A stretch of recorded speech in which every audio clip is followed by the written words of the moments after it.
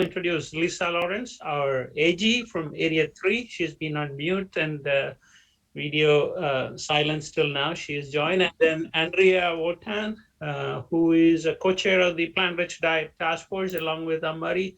She joined, and the rest of the folks, I believe, are Ambaree's club mates. So I will let her introduce them. So let me introduce Ambaree to you all.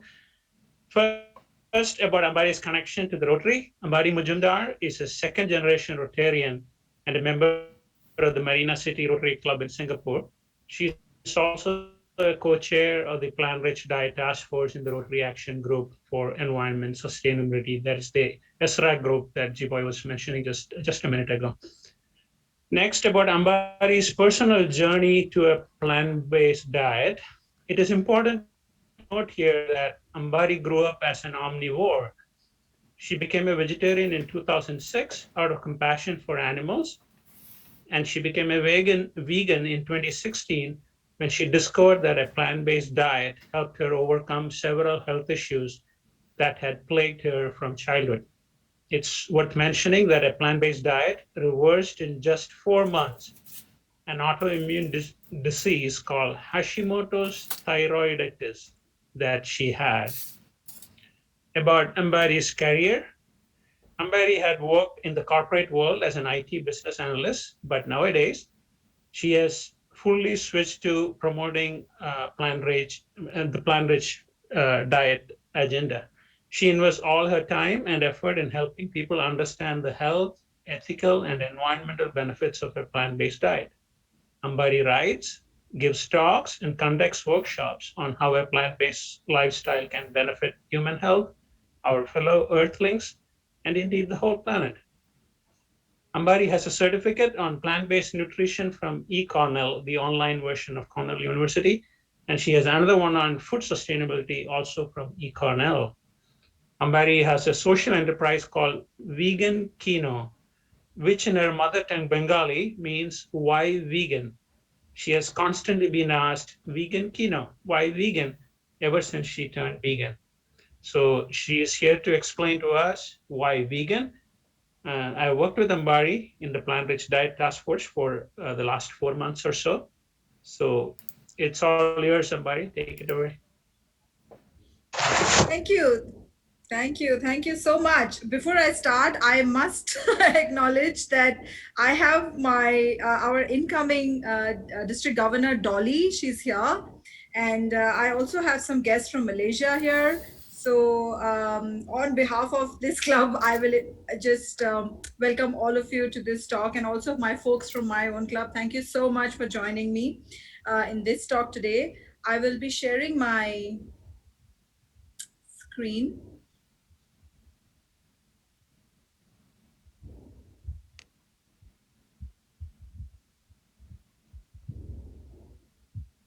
Okay, can everybody see my screen? Yes, Ambaree. Yeah. Okay. So, my presentation is called Our Plate and the Planet. And as the name suggests, we will be looking at really why is it so important to be aware of what we choose to eat on a daily basis in the context of the well-being of the planet, and to what extent is our plate intertwined with the well-being of our planet. So, if we look at global warming, we notice that it is not just one problem, but it is the result of a combination of many complex, interconnected natural systems that seem to have fallen out of balance. So, each of these problems, as you can see here, influence one another and collectively contribute to climate change on different dimensions and to different degrees. So let me introduce you to that sector which has a major role to play in all of these concern areas that add to climate change. And that is industrialized agriculture. According to a report by Intergovernmental Panel on Climate Change, IPCC, created by the United Nations, this is that sector which exigently influences various parameters that are directly contributing to climate change. Whether it is greenhouse gas emissions, water pollution, soil degradation, wildlife extinction, habitat loss, or even marine ecosystem disruption, The common factor that plays a significant role in all of these systems to fall out of balance is our unsustainable food systems. The problem with our current food system is that when our food production was being industrialized decades ago, the majority of the agricultural practices were designed to produce crops and livestock for a much smaller population. And additionally, they had a one point agenda to maximize profitability and productivity through commodification and appropriation. There was absolutely no environmental obligation attached to them. So, chemicals and machinery were indiscriminately employed without much foresightedness of the well being of the planet. However, now there are many more people in this world, and our natural resources are being stretched thin because of a high demand for certain foods. Here are some of the commonly produced foods that we eat in high or moderate quantities on a daily basis. Some of them happen to be the most profitable products for the industry, for the food industry, and hence their presence is seen almost everywhere. We will quickly glance through a few visuals to get an idea about really which foods are causing the maximum and the minimum disruption. Here is a general representation of the kind of impact the production of 100 grams of different proteins has on the planet. It is clear that almost all of the food that is derived from the livestock industry lies in the 90th percentile impact spectrum. The amount of carbon emissions and land use caused by animal sourced proteins is strikingly larger than the plant protein sources. Products like beef, lamb, meat, cheese, pork in comparison to peas and legumes, and cow's milk in comparison to plant milk require way more resources to be produced, processed, packaged, and finally transported. And it does not end here. The post production environmental cost of animal based proteins lingers way after the products have been consumed, which are seen in the form of acidification and eutrophication. Aggravated acidification and eutrophication are processes that are responsible for incredible terrestrial and marine ecosystem disruption. Now, this is another study done by Pure and Nemesek that gives us an idea about the greenhouse gas emissions associated with different food products. As you know, there are three main gases that are emitted by the agriculture sector, and they are carbon dioxide, methane, and nitrous oxide. But which products are producing the maximum emissions is the question that we are trying to address here.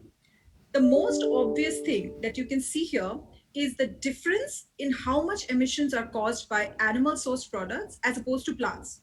Even if you look at the lowest carbon emitting meat like poultry, even that causes more than 5 times carbon emissions than, let's say, a plant protein source like pulses or legumes. According to the Long Shadow Report by the Food and Agriculture Organization of the United Nations, the livestock industry produces 7.1 gigatons of carbon dioxide equivalent every year, which is at the least 14.5% of all greenhouse gas emissions from human activity every year. In general, according to ResearchGate, farm based meat production contributes 4 times more to the total greenhouse gas emissions than plants. The main reason why food coming from ruminants, especially ruminants, which basically include cattle and sheep, which produce meat and dairy, cause such excessive emissions is because they produce methane, which is 21 times more potent than carbon dioxide weight wise. So your average ruminant produces 250 to 500 liters of methane every single day. Now, this is a graph showing the water footprint of some of the foods we just discussed, and this is by a World Research Institute. Here as well, the foods that are lined high up are those that come from livestock. It takes 47 times more water to produce 1 kg of beef as compared to 1 kg of vegetables. The difference is clear and probably needs our attention. Growing animal feed for raising billions of livestock also requires enormous quantities of water in comparison to plant foods. For example, to grow 1 pound of chicken, it takes more than 500 gallons of water. In general, the thumb rule has been that the lower you eat in the food chain, the less water intensive or rather less resource intensive your food is going to be. Having spoken about the gas emissions and water footprints, I would like to speak a little bit about the land footprint and the biomass distribution of land mammals because I feel that a lot of eventualities can be addressed if we address this. So, with an exponential growth in the number of farmed animals on the planet, space for wildlife is shrinking every day. The reason for that is a skyrocketing demand for meat, dairy, and eggs from around the world, because of which forests, including rainforests, are being indiscriminately cleared. Thousands of miles of rainforests are being destroyed to make space for growing animal feed or for cattle ranching. This is the main reason why more than half of the land mammal biomass comprises of farmed animals right now, and less than 5% is comprised of wildlife.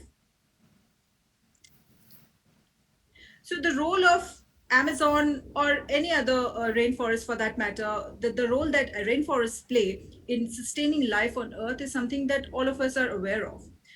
According to an article by WWF, cattle ranching ranks first in causing deforestation in the Amazon rainforests. This obviously snowballs into other natural reactions like erratic weather conditions like droughts and floods, natural habitat loss, wild flora and fauna extinction, and ecosystem disruption. And some of these problems are unfortunately irreversible. Now, now I want to come to that problem, which is one of the most profound reasons why we are even discussing livestock today, and that is animal feed. Although there are several issues with this, like for example, before industrialization, farmers would grow food for the animals around the same farm or nearby farms where livestock would be. So there was no need for animal feeds to be transported from one place to another. However, now food for livestock is grown in USA and Brazil and shipped to China, for example. And this practice has a massive environmental cost associated with the animal agriculture sector.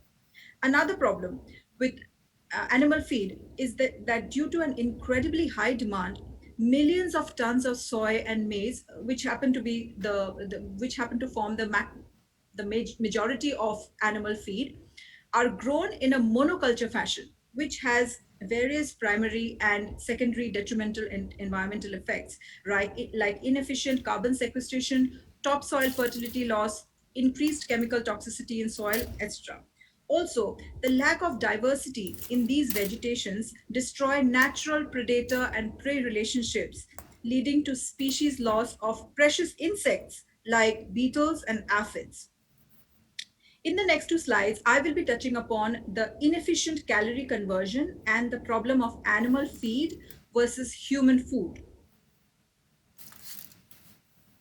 Okay, the pressing point about animal feed is how animals are fundamentally inefficient at processing their feed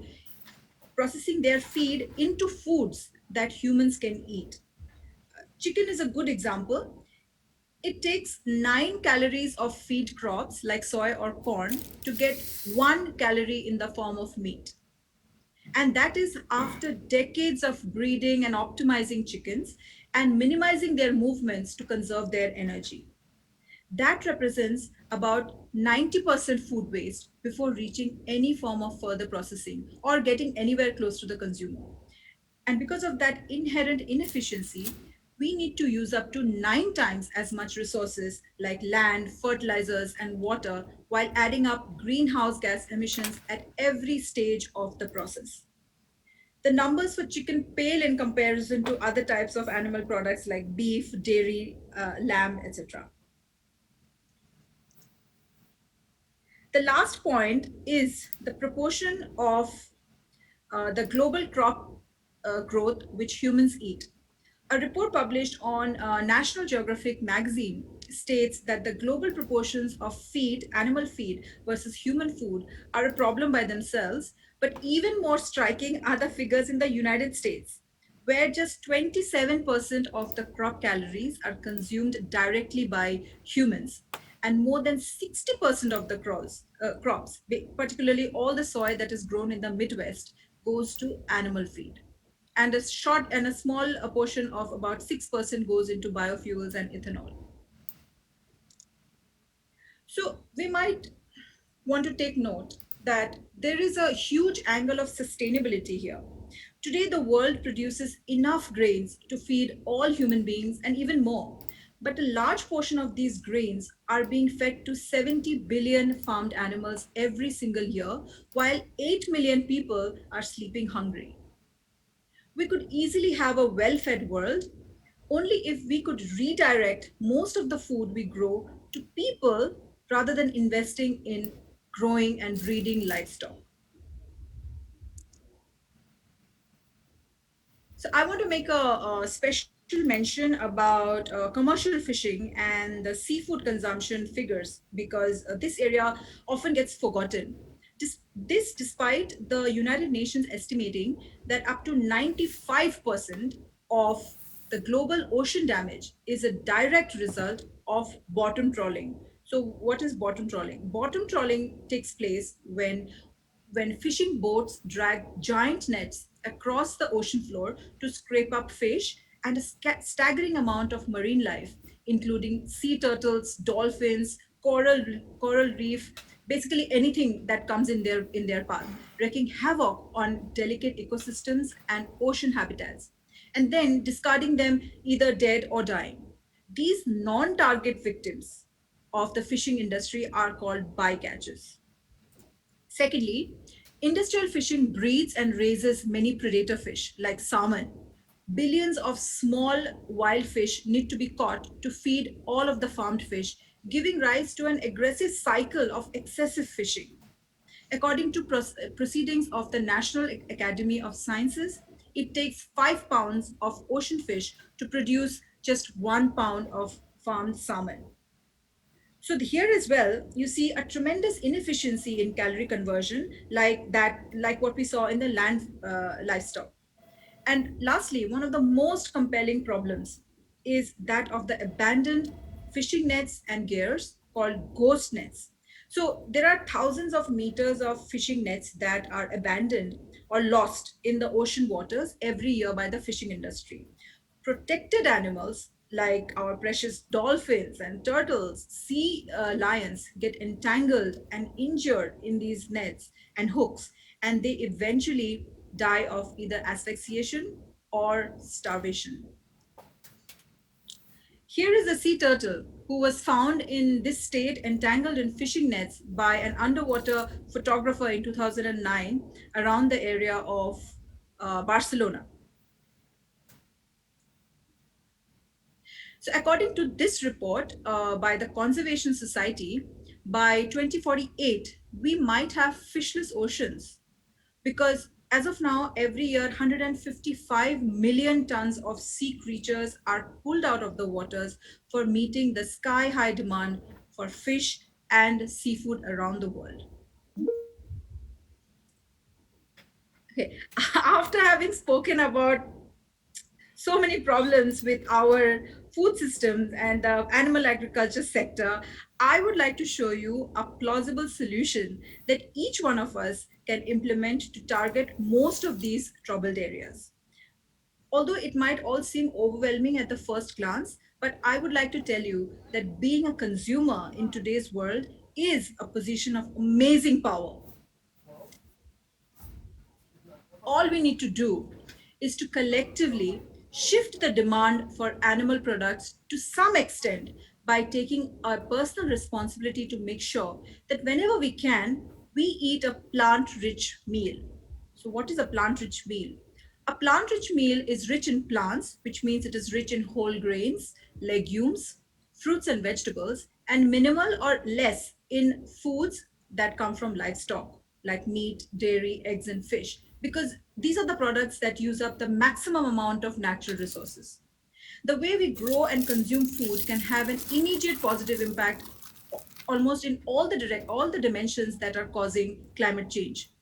Modifying our consumption patterns and behaviors, which is a demand side solution, would not require any technological innovations. it totally would depend on what we choose to eat. Other important and long-term changes like modifying our electrical grids You're to alive use today? cleaner forms of energies would need years of research, Okay. expertise, programming, testing, Okay. implementations. Well, then you Whereas really are eating a putting it in Jesus, plant-rich having meal, been raised from the whenever dead. possible, can be done immediately and can give us the necessary So- time to look for solutions So I told to other Sophia problems like yesterday, fossil fuels in the long I run. had ordered a bunch Of course, there's no laptops denying that growing food, through the whether DOI plants store or for me. animals, both hurt the environment. And But there the are pieces difference and is parts of evident. those laptops So coming in, yes, but not the growing laptops plants themselves. have some impact too, but only a minuscule fraction compared Yeah, those to are docking breeding stations. livestock. This is a visual that was tweeted by the United Nations Environment Program in 2015. And so what I It did was I highlights did an how experiment. more I than went ahead, 4,000 because those liters were of not coming water in is because of required to produce supposed just supply 1 chain kg of issues. chicken.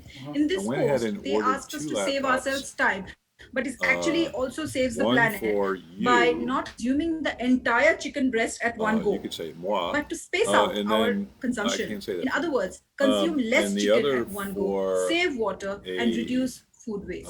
Again, Paris Schofield, chicken who's ranks the started lowest this among the series. different meat products, and that itself is so water intensive.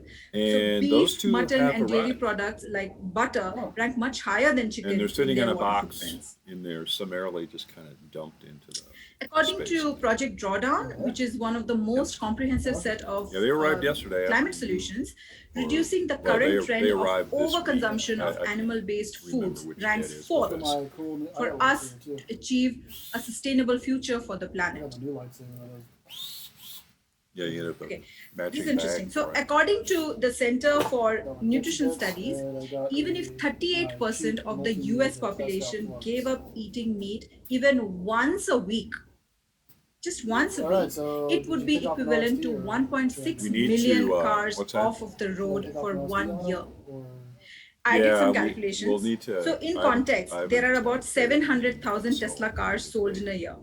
If most of the Restage it. population in the US gave up And animal then products another 1 day a priority, week, for then the today environmental is impact knock of off that some, will be equivalent to property taking sheets. 5 million cars so off that the road, one new which is equal Dell to laptop 7 that's years in of there, Tesla sales.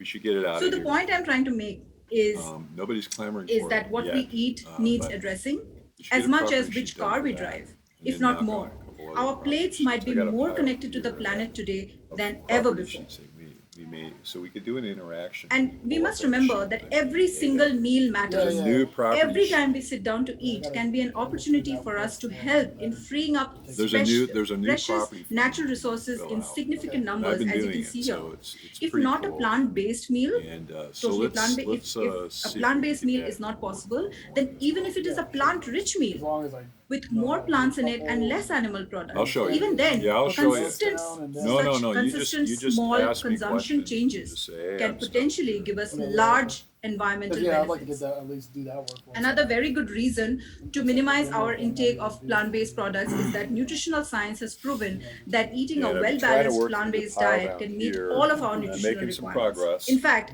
eating a And then diet I don't rich know in how much plants of this have been pile shown to here. Actually, a prevent lot of and these are reverse just several chronic laptops that diseases I've delivered. and lifestyle But there are some diseases that like have diabetes, arrived. hypertension, and We'll also get to certain that cancers. right I've now. reversed my hypothyroidism using a plant-based diet. Okay. I'd like to And end my yeah, talk so now by showing you what you can how do is you can interesting and prioritize. enticing We should plant-rich prioritize two foods can property look. sheets. Eating these OSD, beautiful your dishes new are the best laptop. thing that we can do for the And let's do a well-being of our property own sheet for health that and our planet. and So if you're keen to the learn more new about flippy floppy research that and you want in recipes of a there. plant-rich diet, Knock then those you two can join property us sheets for out our minimum very today. first global 30-day That plant-rich machine, that diet brand new challenge machine coming over up there, in October this year. it's a touch screen, it flops Yeah, over. so that's Yeah, you may have about it. forgotten that. That's Just- my I know it's talk. tough. or maybe you never. I hope I didn't Never cross really it so 20 nobody minutes. knows. Okay. Yeah, it's a You did brand new great, model Ambaree. for us. Alrighty. Thank you very much for that I'll get through that. information-filled and inspiring talk. Thank And, you. yeah, I think we'll open up for questions. There are a couple in the chat. So let me bring that up. The first one is from Karen Kendrick Hans. I didn't notice her joining. Hi, Karen. Okay, Karen is here. As you can see, it's a very popular talk, Karen, so I didn't notice you coming in. And for the rest of the folks here, Karen is a co-founder of SRAG, which we mentioned earlier in the meeting. And she's also the director of projects for SRAG, and she's been very inspirational and provided ample leadership in hosting the three-dimensional SRAG booth in this year's RI convention. So Karen was asking, Yeah. let's see. Why is farming for shrimp or prawns Always so come in, carbon but please come in intensive? here and ask me a question. For which ones?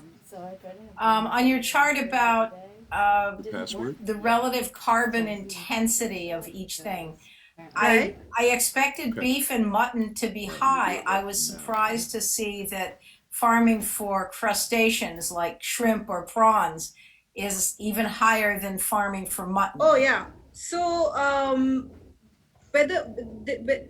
crustaceans basically are creatures that are also fed a lot of soy nowadays, the farmed crustaceans, and secondly, the amount of crustaceans which are farmed is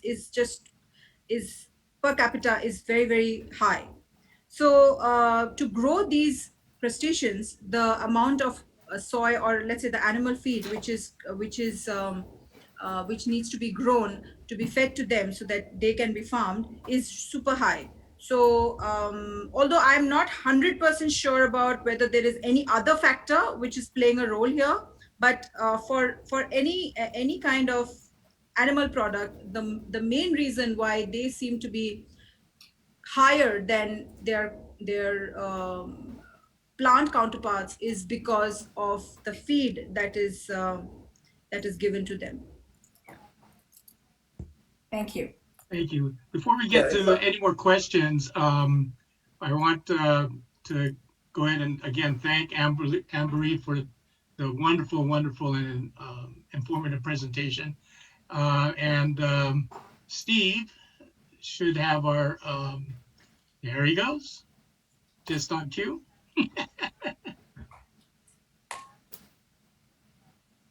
Oh, thank you. Thank you so much. Thank you. Thank you.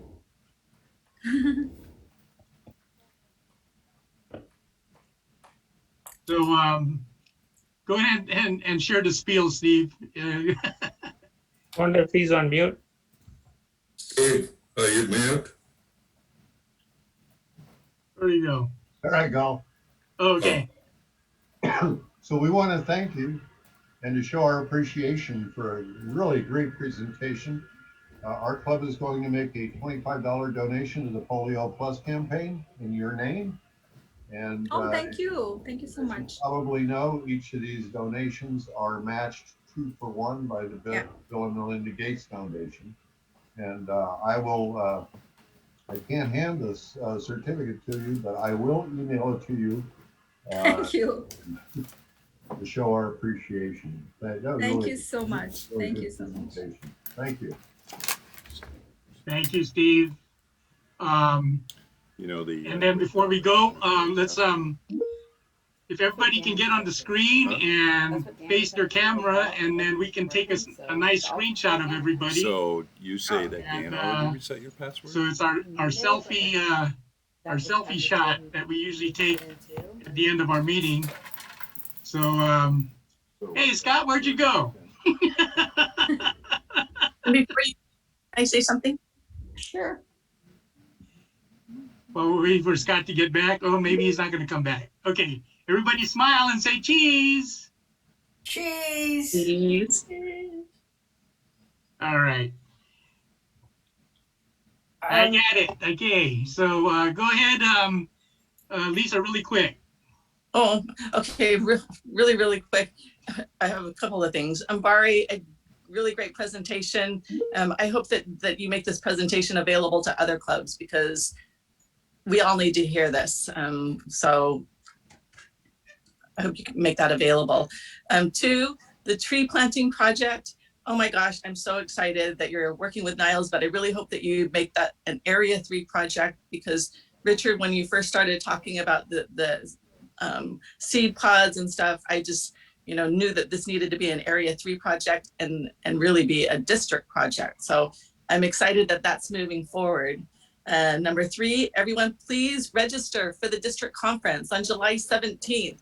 The district conference is at Gilroy Gardens, and all Rotarians are free to enter, and non-Rotarians, it's $25. It's just a wonderful, wonderful event. If you haven't been to the Gilroy Gardens before, I really, really encourage everybody to go.